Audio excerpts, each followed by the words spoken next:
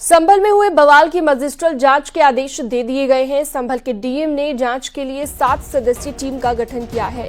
7 सदस्यीय टीम 7 दिन में हिंसा की जांच रिपोर्ट प्रशासन को सौंपेगी। वहीं संभल हिंसा में अब तक 2500 अज्ञात लोगों के खिलाफ एफआईआर दर्ज की गई है, जिसमें संभल सांसद जियाउर रहमान और स्थानीय विधायक के बेटे सुहेल इकबाल का भी नाम शामिल है।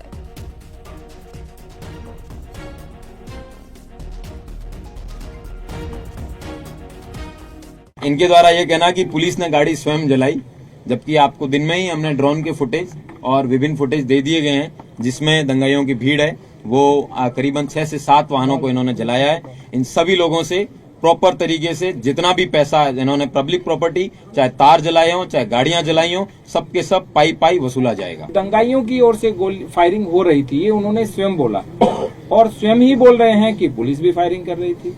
कभी बोल रहे हैं कि पुलिस अपने असले से फायरिंग कर रही थी, कभी बोल रहे हैं कि तमंचे से फायरिंग कर रही थी। इसका अर्थ ये है कि ये जब भ्रम फैला रहे थे, क्योंकि जो भ्रामक व्यक्ति होता है, जो सच नहीं बोल रहा होता है, उस व्यक्ति के पास कोई चीज एक तरह से क्या मैं बोलूं, क्या नहीं बोलूं, क्या सही है, क्या गलत है, तो बीच में सही गलत चीजें निकलती रहती है। तो इन्होंने स्वयं बता दिया कि जो दंगाई थे वहां से फायरिंग हो रही थी।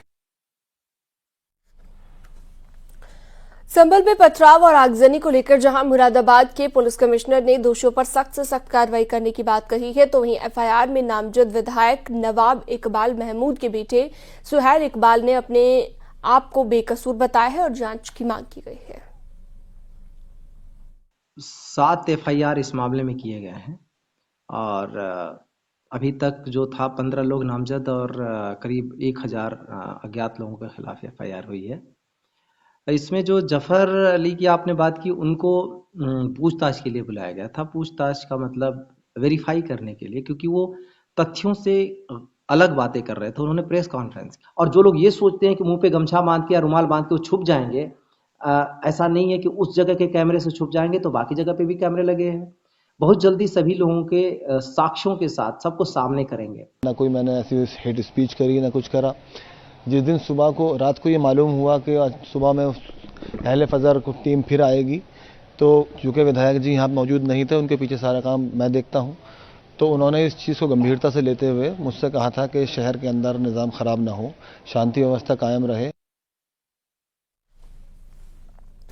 हिंदू पक्ष के वकील विष्णु शंकर जैन ने खुद को धमकी मिलने का दावा किया है। साथ ही कहा है कि चाहे कितनी भी धमकी मिलती रहे, मैं लड़ रहा हूं और लड़ता रहूंगा। वहीं समाजवादी पार्टी सांसद अवधेश प्रसाद ने संभल हिंसा के लिए योगी सरकार को जिम्मेदार ठहराया। इस उग्र भीड़ ने भारी मात्रा में पत्थरबाजी की और ये पत्थर जितने आज पत्थर चलाए गए हैं, ये पत्थर 1 घंटे में 2 घंटे में नहीं आ सकते हैं। इसकी पूरी प्रॉपर कॉन्स्पिरेसी की गई है। बहुत सारे ऐसे लोकल लोग हैं जिन्होंने वहां पे लोगों को भड़काया है इस तरह का काम करने के लिए, और एक पूरा टारगेट था, एक पूरे षड्यंत्र था कि जो सर्वे के लिए टीम अंदर गई हुई है उस टीम को टारगेट किया जाए और वहां पे उस पर विघ्न उत्पन्न किया जाए। संभल का घटना बड़ी दुखदाई है, दर्दनाक है, जिसमें 5 बेकसूर लोगों की हत्याएं हुई।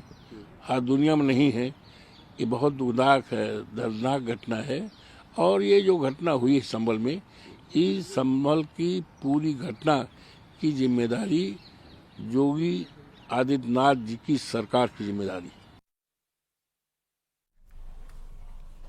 संभल बवाल को लेकर इंद्रेश कुमार ने कुछ राजनीतिक दलों पर मुसलमानों का इस्तेमाल करने का आरोप लगाया, तो वहीं जमीयत उलेमा ए हिंद के लीगल एडवाइजर काब रशीदी ने संभल बवाल में हुई मौतों की जांच की मांग की है। जब दोनों पार्टियों ने स्वीकार किया है सर्वे को, फिर वहां दंगा, यह किसी ना किसी वो साजिश है जिसके कारण मुसलमान को ये लग जाएगा कि जो पार्टियां उनके वोट की खरीद फरोख्त करती हैं और मदद करती हैं, सचमुच में वह उनके वोट को भड़काकर गलत फहमियों में डालकर खरीदने का धंधा करती हैं। इसलिए जो हार गए उपचुनाव, उनकी ये देन है, और जिनको ये लग रहा है कि मुसलमान सच जान गया तो उनके वोट बैंक से निकल जाएगा, उन नेताओं की ये देन है। दूसरी पेशी कोर्ट में 29 को होनी थी, लेकिन उससे पहले पहले दूसरा सर्वे आनन फानन में कराया गया, हालांकि उसके आदेश कोर्ट ने नहीं दिए थे। ये एक सबसे बड़ा क्वेश्चन है कि आखिर इतनी आपाधापी किस चीज की थी, किस चीज की जल्दी थी जो आप वहां पर करने जा रहे थे। दूसरी बात यह है कि साहब 5 लोगों की निर्मम हत्या हुई है वहां पर, आखिर कोई तो जिम्मेदार होगा ना। पुलिस अगर ये कह रही है कि वो हमारी गोली से नहीं मरे हैं, तो आप ये तो तय करो कि वो किसकी गोली से मरे। क्या आपके इतना भर कह देने से कि हमने फायर नहीं किया है क्या काम हो जाएगा? समाजवादी पार्टी का 12 सदस्यीय प्रतिनिधिमंडल आज संभल जाएगा और यूपी के नेता विपक्ष माता प्रसाद पांडेय के नेतृत्व में प्रतिनिधिमंडल संभल के लोगों से बात करेगा, जिसकी रिपोर्ट अखिलेश यादव को सौंपी जाएगी। तो सपा का प्रतिनिधिमंडल आज संभल जाएगा, माता प्रसाद पांडेय भी संभल जाएंगे और वहां पर संभल के लोगों से बातचीत की जाएगी इस प्रतिनिधिमंडल की ओर से और इसकी रिपोर्ट अखिलेश यादव को सौंपी जाएगी।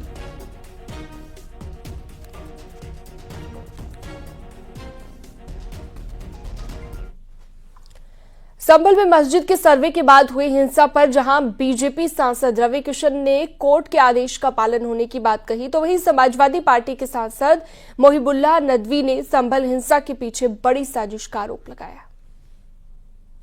उसके लिए वहां पर छानबीन करके जानकारी लेने गए थे, उन पे पथराव हुआ, गलत है। और वहां के नेता लोग जो कर रहे हैं उनके नेताओं को समझना चाहिए किस तरह से बच्चों को आग में ना झोंके, युवाओं को आग में झोंक के खुद एयर कंडीशन में बैठे रहते हैं। इस तरह की बयानबाजी करके अपने ही समुदाय के लोगों को आगे बढ़वा देते हैं, तो ये बहुत गलत है। उनके समुदाय के, मैं मुसलमान समुदाय से मैं निवेदन करना चाहता हूं कि अपने नेताओं के, जितने मुस्लिम नेताओं हैं, आप उनकी बातों में ना आके आक्रोशित हों। मैं निवेदन करता हूं और शांति बरकरार रखें। अगर जो भी वहां सत्य होगा, जैसा भी हो, वो पूरा माननीय कोर्ट के आदेश का पालन हम सबको करना चाहिए। एक पहले से मंसूबाबंद तरीके से इसकी पहले से ही स्ट्रेटजी तैयार कर ली गई थी, जो बड़ी दुखद है। और प्रशासन को ऐसे ही टैकल करना चाहिए जैसे हम सब एक ही मुल्क के शहरी हैं, एक ही जगह के रहने वाले हैं, एक ही कॉन्स्टिट्यूशन को मानने वाले हैं, सबके कहीं ना कहीं पूर्वज भी एक ही हैं। लेकिन जिस तरह से वो उन्होंने धावा बोला नारे लगाते हुए, तो वो उकसावे की तरह था ही कि शायद पहली दफा वो काम नहीं हो सका था उनकी मौजूदगी की वजह से, एमपी साहब की, तो उनकी गैर मौजूदगी में और उस तरह से उसको आनन फानन जल्दबाजी में किया गया ताकि शहर को टारगेट किया जा सके। आज देश भर में संविधान दिवस समारोह मनाया जाएगा। पीएम मोदी भी सुप्रीम कोर्ट द्वारा आयोजित कार्यक्रम में शामिल होंगे। भारत के संविधान को अपनाने के 75 साल पूरे होने के अवसर पर पीएम मोदी आज संविधान दिवस समारोह में हिस्सा लेंगे। पीएम मोदी शाम को 5 बजे सर्वोच्च न्यायालय के प्रशासनिक भवन परिसर के सभागार में संविधान दिवस समारोह में शामिल होंगे। वहीं भारतीय न्यायपालिका की वार्षिक रिपोर्ट जारी करेंगे और इस अवसर पर अपनी बात रखेंगे। आपको बता दें कि आज के दिन ही यानी कि 26 नवंबर 1950 को भारत का संविधान बनकर तैयार हुआ था।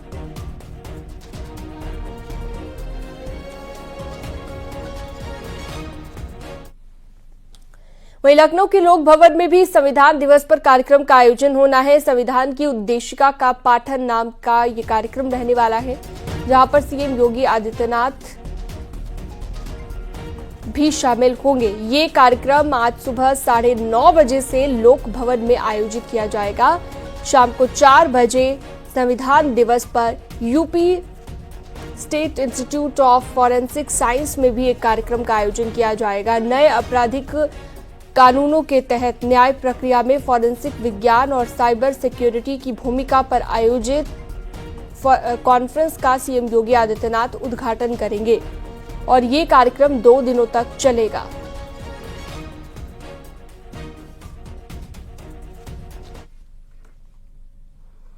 केंद्रीय कैबिनेट ने बड़ा फैसला लेते हुए यूपी में प्रयागराज मानिकपुर रेलवे प्रोजेक्ट को मंजूरी दे दी है। केंद्रीय कैबिनेट के फैसले पर सीएम योगी ने कहा कि इस प्रोजेक्ट से लाखों लोगों को फायदा होगा। धार्मिक पर्यटन स्थलों तक पहुंच बढ़ेगी और इस प्रोजेक्ट की मंजूरी के लिए सीएम योगी आदित्यनाथ ने पीएम मोदी का शुक्रिया अदा किया है। सतना से आगे मानिकपुर से प्रयागराज वाला जो सेक्शन है ये बघेलखंड क्षेत्र है मध्य प्रदेश का, इसको ऊपर पूर्वांचल से जोड़ने वाला ये लाइन, थर्ड लाइन बनेगी 84 किलोमीटर्स की। तो ऐसा करने से कंप्लीट पूर्वांचल से मुंबई की जो कनेक्टिविटी है उसमें बहुत कैपेसिटी बढ़ेगी। और मुंबई ने तो जो आशीर्वाद दिया है, सभी चाहते हैं कि खूब गाड़ियां नहीं चले, तो ये सब प्रोजेक्ट होने से आमची मुंबई को और भी कई गाड़ियां मिल सकेगी। केंद्रीय कैबिनेट ने पैन कार्ड को लेकर बड़ा फैसला लिया है और पैन 2.0 के लिए मुहर लगी है। पैन 2.0 पूरी तरह से ऑनलाइन होगा। केंद्रीय मंत्री अश्विनी वैष्णव ने कहा कि पैन 2.0 पेपरलेस प्रोसेस होगी और पूरी तरह से ऑनलाइन प्रक्रिया में नए कार्ड बनाए जाएंगे। इसके लिए सरकार 1435 करोड़ रुपए खर्च करेगी। मौजूदा पैन नंबर बदले बिना ही कार्ड एडवांस होंगे। लोगों को क्यूआर कोड वाले पैन के लिए अलग से कोई खर्च करने की जरूरत नहीं पड़ेगी। नए पैन कार्ड में आपका डेटा पूरी तरह से सुरक्षित होगा। 2.0 अप्रूव हुआ है। एग्जिस्टिंग सिस्टम को पूरी तरह से अपग्रेड किया जाएगा। पूरा उसका जो डिजिटल बैकबोन है पीछे वो कंप्लीट नए तरीके से की जाएगी। और जो कॉमन बिजनेस आइडेंटिफायर की डिमांड बार बार इंडस्ट्री से आती थी, कॉमर्शियल वर्ल्ड से आती थी कि हमें अलग अलग बहुत सारे नंबर नहीं रखने चाहिए, एक नंबर अगर अवेलेबल हो तो अच्छा रहता है। तो ये कॉमन बिजनेस आइडेंटिफायर का मिशन, इसमें प्रयास किया जाएगा कि क्या इसको एक कॉमन बिजनेस आइडेंटिफायर बनाया जा सकता है। एक यूनिफाइड पोर्टल रहेगा, क्योंकि जो सॉफ्टवेयर अभी चल रहे हैं वो सॉफ्टवेयर करीब करीब 15 साल, 12 साल, 20 साल इनकी लाइफ हो चुकी है और एक नई सोच, एक डिजिटल इंडिया का एक नया रूप सामने आने की जरूरत है। इसके लिए पैन 2.0 आज अप्रूव किया गया। कंप्लीट पेपरलेस, कंप्लीट ऑनलाइन रहेगा और इसमें बहुत फोकस दिया जाएगा ग्रीवेंस रिड्रेसल सिस्टम पर भी। किस तरह से किसी की कोई तकलीफ हो कहीं पर, किसी भी छात्र, किसी भी यूजर को, तो उसको जल्दी से जल्दी सॉल्व कर सके। अयोध्या की मिल्कीपुर विधानसभा में उपचुनाव का रास्ता साफ हो गया है। हाईकोर्ट में केस वापसी की अर्जी को मंजूर कर लिया गया है। याचिका वापस लेने की अर्जी लगाई गई थी। अवधेश प्रसाद के खिलाफ याचिका दायर थी। आपको बता दें कि अवधेश प्रसाद के सांसद बन जाने के बाद ये सीट खाली हुई है।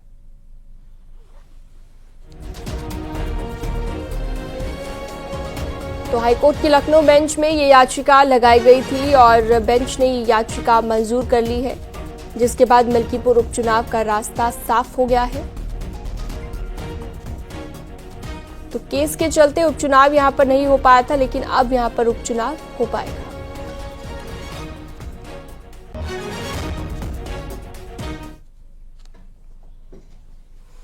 नोएडा अथॉरिटी ने लॉजिक सिटी बिल्डर की जांच के लिए ईडी को पत्र लिखा है। आवंटी ने भूखंड की धनराशि जमा नहीं करने का आरोप लगाया है।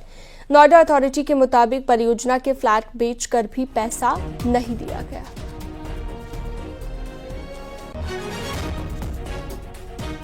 तो जांच के लिए ईडी को पत्र लिखा गया और नोएडा अथॉरिटी की ओर से ये बड़ी कार्रवाई की गई। मुरादाबाद से अगली खबर, दो लोगों ने ट्रक को बैक करते वक्त झोंपड़ी में टक्कर मार दी और हादसे में एक शख्स को चोट आई है, जबकि 3 लोगों ने भागकर अपनी जान बचाई। वहीं बैठे हुए लोगों ने ट्रक में बैठे दोनों लोगों को पकड़ने की कोशिश भी की, मगर ये दोनों मौके से फरार हो गए।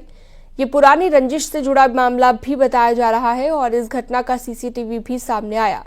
ये घटना थाना मैनाठेर क्षेत्र की बताई गई।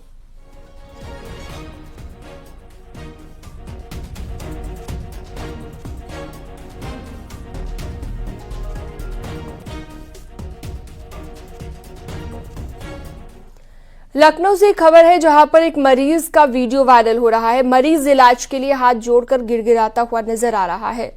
वायरल वीडियो लखनऊ के केजीएमयू के लारी कार्डियोलॉजी अस्पताल का बताया जा रहा है और मरीज और तीमारदार डॉक्टरों के आगे हाथ जोड़कर गिड़गिड़ाते दिखाई दे रहे हैं। वेंटिलेटर न मिलने से मरीज ने दम तोड़ दिया। मरीज को हार्ट अटैक आया हुआ था। हालांकि न्यूज़ 18 इस वीडियो की पुष्टि नहीं करता है। कोई ध्यान नहीं दे रहा, ये भी यहाँ खड़े हुए हैं, कोई ध्यान मशीन वगैरह कुछ लगाए। ये देखिए ब्लड वगैरह आ रहा है, कोई ध्यान नहीं दे रहा, ये भी यहाँ खड़े हुए हैं, कोई ध्यान मशीन वगैरह कुछ लगाए। ये देखिए ब्लड वगैरह आ रहा है, कोई ध्यान नहीं दे रहा, ये भी यहाँ खड़े हुए हैं, कोई ध्यान मशीन वगैरह कुछ लगाए। ये देखिए ब्लड वगैरह आ रहा है, कोई ध्यान नहीं। इस वीडियो को लेकर लगातार चर्चा की जा रही है। वेंटिलेटर ना मिलने से एक शख्स ने दम तोड़ दिया और एक वीडियो भी सामने आया है जिसमें वो डॉक्टरों से इलाज के लिए गिड़गिड़ाते हुए नजर आ रहे हैं। न्यूज़ 18 इस वीडियो की पुष्टि नहीं करता, लेकिन लखनऊ के केजीएमयू का ये वीडियो बताया जा रहा है।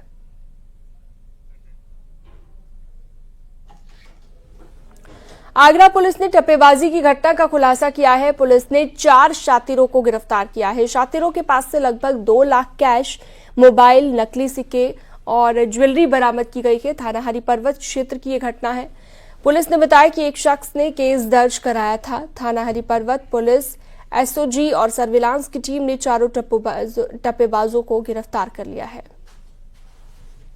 ये बताते हुए खुशी हो रही है कि 24 यानी 10 दिन के अंदर इस घटना का सफल अनावरण करते हुए थाना हरि पर्वत पुलिस ने न केवल 2,05,000 रुपए नगद, जो इस घटना की गई हुई राशि का एक सब्सटैंशियल हिस्सा है, उसको बरामद किया है, बल्कि इन अभियुक्तों के पास से कई सारे ऐसे सोने के चेन जो दाने देते हैं ठगने के लिए, मोबाइल फोन, सिम कार्ड एवं अन्य सामान बरामद हुए हैं, जिनकी डिटेल यहाँ प्रेस नोट में आपको दी जा रही है।